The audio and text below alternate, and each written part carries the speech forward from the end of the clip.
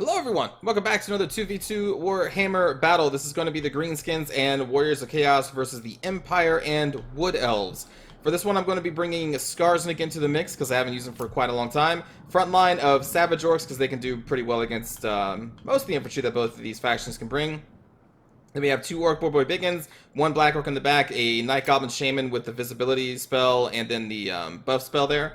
We also have two common big bosses on their Forest Goblin Spider Rider mounts for some poison damage. I put the A-Peak Loonies over here on the flanks in case I wanted to do a wide flanking action with them. And then we also have a group of Wolf Riders, and then slightly Vanguard deployed and hiding. We have the Mangy Marauders, and then the Forest Goblin Spider Rider that are in a control group. Then I brought two Doom Diver Catapults that I'm going to be supporting my allies advance with, which they have a bunch. These are just all Chaos Warriors of varying types, a couple Halberds, mostly just normal ones, and we have one Chaos Warrior with great weapons back here. They're being led by Kolek. They also have an additional Dragon Ogre Shaggoth, some Chaos Knights with Lances, and then the Gore Beast Chariot over there. For the enemies, we'll start with the Empire player first. They brought three, I think, cannons? Yeah, three. I'm sorry, a Hellblaster Volley Gun, two Great Cannons, and then they brought a bunch of cheap infantry for the Spearmen right here. They have a couple Flagellants being led by the Arch-Lector on... not even on a mount. I would probably put them on a mount. Then we also have three Thunderers, I believe. Three Thunderers, two Great Swords, a couple Halberdiers hanging around in the back here as well. Then for the Wood Elf player, we have a Vanguard deployed Deepwood Scout, three Glade Guard, I believe they're normal ones. Yes. Then we also have four Eternal Guard with shields, a couple Treekin, a couple War Dancers with the sword version, the Forest Dragon, and then the female Glade Lord with all of her special abilities also on a Forest Dragon. Alright. So my ally is going to march up immediately because they're going to be getting hit by the Great Cannons and eventually the Hellblaster Volley Gun. Not much else the Chaos is going to do. I mean, of course they're going to charge. My Doom Diver Catapults are going to use to hit these Deepwood Scouts, and then after that I'm going to be focusing them on Thunderers and Great Swords, which are going to be the biggest targets or biggest threats that my allies' army is going to face since they're all armored units here. Right here, I thought about doing a melee charge onto these Deepwood Scouts to try and kill them really quickly, but that's when these three Glade Guard were revealed, and I'm like, well, that's probably suicide, so we're actually going to pull out. Instead, you can see some of the Doom Diver Catapults going down on these Deepwood Scouts. And again, we're just going to charge up. We do have artillery, but I see no reason why to hold back. We have Chaos and Greenskins. They're both charging armies. These guys can just kind of sit here in the back because there's really no cav that the enemy brought that's going to be able to threaten the artillery, so there's really no point in staying back and protecting them. There goes the Hellblaster Volley Gun into some Chaos Warriors, and again, the cannons, I think, are focusing on the Chaos line. They should probably be focused... There we go. I think they changed their focus on Kolek now. And here comes the first wave of Thunderer Fire on some Chaos Warriors with Halberds. My forces are about to be intercepted here. I'm going to push some Savage Orcs up here to threaten these Glade Guard, and then also going to get hit by this Forest Dragon, which was a huge mistake because we were just going to pounce on him. Going to hit them with our two ranged attackers, going to pounce on them with the Savage Orcs, with Skarsnik, who also has bonus versus large. The Forest Dragon is not a very tanky unit. It looks impressive, but it's not tanky at all, and sending it in by itself is just going to make it die, and it will. It's going to get out of here, I think, shattered, but it is going to die. We have a charge of the Orc Boy Biggins. Meanwhile, again, I'm trying to push up a couple Savage Orcs to just apply pressure to the Glade Guard that are continuing to fire on a position. And now my Chaos Warrior friend is going to hit the front line of Spearmen. As my Doom Diver Catapults are going down on this clump of three Thunderer or Handgunners, because again, that is a big threat for my ally. Nice rear charge here from the Gore Beast Chariot. It's just going to go right through all of these low leadership spear troops. They don't really have any leadership buffs nearby except for this one Arch-Lector who's going to get over here. Problem is, we have, Kolek and a Dragon Ogre Shaggoth, both of which have Fear and Terror, and cheap Spearman infantry. As you can see, the entire front line crumbles under the might of the Chaos Warriors, and the Dragon Ogres just literally charging through them. Cheap Empire infantry. It's nice to show like a numerically superior force, but against Dragon Ogre Shaggoths, units with Fear and Terror in general, they are just going to melt unless they have a lot of buff in leadership, either with nearby heroes, leaders, or you just upgrade them for the leadership to get increased. But yeah, over here, the Kolek is going to get focused down by those two Great Cannons, but then in return, they're going to charge the Great Cannons to try and silence them with the Gore Beast Chariot and the Dragon Ogre Shaggoth. Meanwhile, over here, we have routed the Forest Dragon, and we're just trying to do a very wide flank here, because I really want to get into the squishy bits. But they are going to post up some units, actually here, here, and then here, and keep these Glade Guard relatively well protected. And I'm just going to keep going over and over, and then we're going to start throwing in Savage Orcs to tie down their melee force so we can hopefully get a rear charge into these Glade Guard. Going to be bringing Skarsnik up into the corner here, where some Savage Orcs are already dealing with some Eternal Guard. And then the two Goblin Big Bosses are just going to go up here and assist with the War Dancers. Meanwhile, my two ranged units are just firing at the Glade Lord right now, and they will continue to fire at the Glade Lord for the rest of the battle for the most part.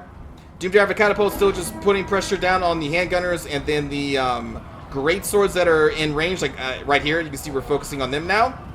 Great Cannons are now being routed off by the Chaos Warrior forces. The Hellblast Volley Gun was routed off really quickly as the Chaos Line just busted through those poor spearmen. They had no chance. And then here comes a rear charge from the Chaos Knights with Lances to assist against... I'm not sure where they're going. They shouldn't be going into the halberds. They may be. Probably shouldn't, but that may be where they're going. Meanwhile, over here, my Black Orcs are finally going to get into the battle, and we're going to be going up against the two Treekin here. You can see my Orc Boy Biggins getting caught by some Eternal Guard, and I'm just trying to find an avenue into these three Glade Guard, and I do. The Goblin Wolf Riders, I just managed to squeeze through here, but they're going to get netted by the Prey of Anathrema, but that's okay, because then the Glade Guard are running out this way, so we're going to hit them with the Orc Boy Biggins. Right here, I disengaged from the Glade Lord, so then we, in return, can actually get a charge on them with our Orc Boy Biggins. You can see at this point the Chaos Line is starting to take some damage, but there are still a vast concentration over here around the Arch Lector and what spears and flagellants are remaining. My Doom Tower Catapults are now moving up to continually put a pressure, I believe, on handgunners and any Greyswords that is nearby. Over here, my ranged units are still trying to put fire onto the Glade Lord as much as they can. And we have routed off some War Dancers, routing off those Glade Guard because we did get into them. And just trying to pierce through this front line of Eternal Guards to get and finish the rest of them. Meanwhile, one of our Orc Boy Biggins are going to be dealing with some Treekin, but they are also dealing with our Black Orcs, which can do pretty well against Treekin. Skarsnik is going to turn his attention onto the Glade Lord, who landed trying to rout our forces, and they managed to rout a couple. Going to pull back our ranged forces and still continue to apply pressure, and again, Skarsnik is an anti-large unit, so he does pretty well here. AP Gloonies were just there to shore up our mid line, I guess. There wasn't really just a straight battle line. We had a whole kind of enclosure going on there. But it's at this point that both enemy players are going to withdraw from the battle. It wasn't technically over yet. My Savage Orcs were taking a beating. I did still have one group of Black Orcs fully up. My Orc Boy Biggins were still okay. And Skarsnik was still fully healed. But I don't think the battle was quite over yet. The three Thunderers were repositioned over here and getting a lot of good shots into the Chaos Knights and the Gorby's Chariots. So again, I don't think it was quite over. I don't know if they would have won. But it could have been close, because a lot of my melee forces were taken out by the Glade Guard and Eternal Guards and the War Dancers. But still, they're going to give up at this point, so good game to my opponents and to my ally, Jonky, who I believe crushed it. Yeah, like all their Chaos Warriors, Chaos Knights, like everything here just massacred that poor front line. Like, look at this infantry. You can easily mass spam spearmen, but if you're going to do that, I would recommend dropping a warrior priest and just keep their benediction skill. You can get a very cheap warrior priest for I think around 500 to 600, and you'll get benediction and their natural encouraging aura, which increases nearby leadership by, I want to say 14, which is a significant buff. So if you're going to want to have a bunch of cheap infantry, I would try to back them up with something like that. Or else you're just going to get run over. Like you saw, those Chaos Warrior Spearmen have no chance. So the leadership was tanking. Then the Dragon Orcs came in with Fear and Terror, and they just melted. And when they melted, everything else did. The cannons didn't have enough time to do what they wanted to do. My two Doomtower Catapults were just destroying the handgunners and the great swords. And the Shaggoths got... It was nasty over there on the right flank. I suffered a little bit for it. My forces didn't have the support of the Doom Tower Catapults that could have sniped the Glade Guard or really anything that this would have player brought. But I thought it was a good choice to try and silence the Empire player since they had a lot of artillery. I thought the Empire player would be deployed there, which is why I deployed my Doom Tower Catapults there. It was a risk. They could have deployed on the left side of the map on that giant hill, but we went all in on the right, and it worked out this one time. You can see these two units didn't really get much damage done other than focusing down the Glade Lord. And besides that, I mean, really none of my units did supremely amazing. They just kind of traded blow for the most part, but I'm still happy about their performance for the most part. And then same thing for Daft Greyjoy. They did a lot of damage to my army. I did a lot of damage to theirs. And again, they still had relatively healthy Treekin. Eternal Guards were still holding. The Glade Guard probably were on their way out, but there was definitely some more fight left in these armies. But sometimes players, I think they give up a little too soon. A little too soon. But good game to our opponents and to Jonky, Def, and Albrecht de Bordelot. Let's go watch a cinematic view of this battle. Their bodies will be mulched for the dryers. Some of that Deepwood Scout action.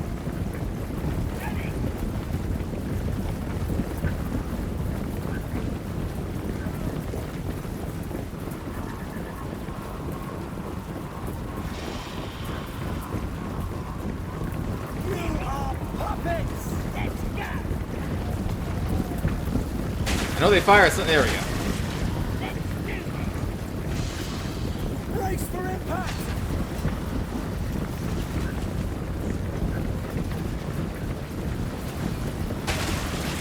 Then the Glade Guard opened fire, and I'm like, whoop, okay, this is bad, this is bad.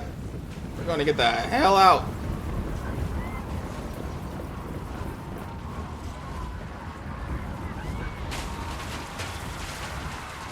I want to get some shots of that Hellblast volley gun, though.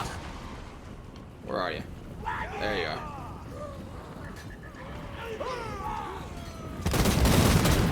Also, they kind of put this at a weird angle. It seems to be able to work out, but like this hill right here is kind of blocking a little bit.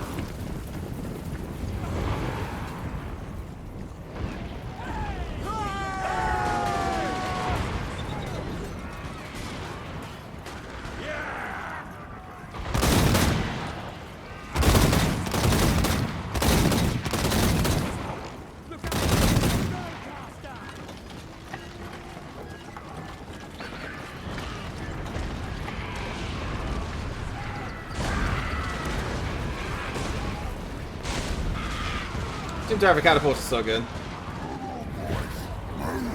Yeah, this move with the Forest Dragon, that was... I'm assuming this player hasn't played with the Forest Dragon that often, because the first time you do something like this, because I did it too, and I was like, oh, I got this giant dragon, it's going to be amazing. And I'm like, oh shit, it just died. So I think this is probably one of the first times they've used it. Because once you do this, you learn to never, ever use a Forest Dragon like this again. It is not a tank at all. In fact, it's really not worth the money at all, to be honest. But it looks cool. It looks really cool. But it is not worth it.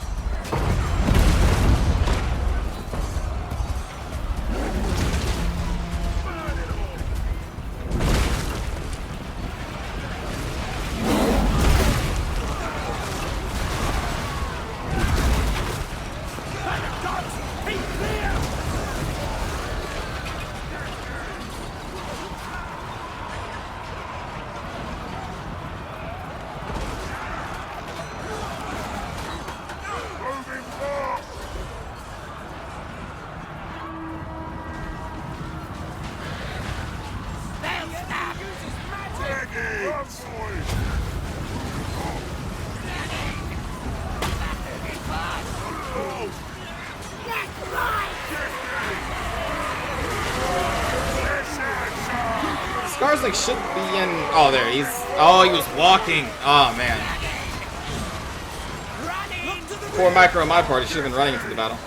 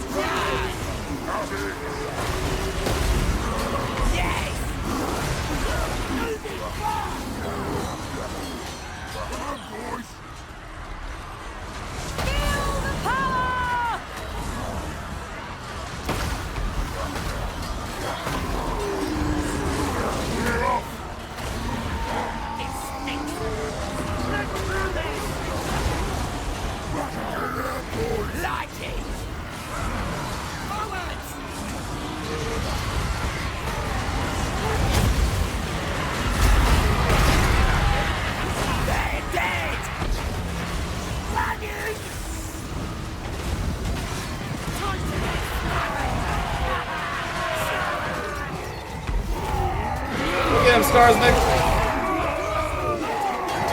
Knife him! I'll do it! I guess that's it. Thanks for watching, everybody. Hope you enjoyed the battle, and I will see you all in the next one. Have a good day.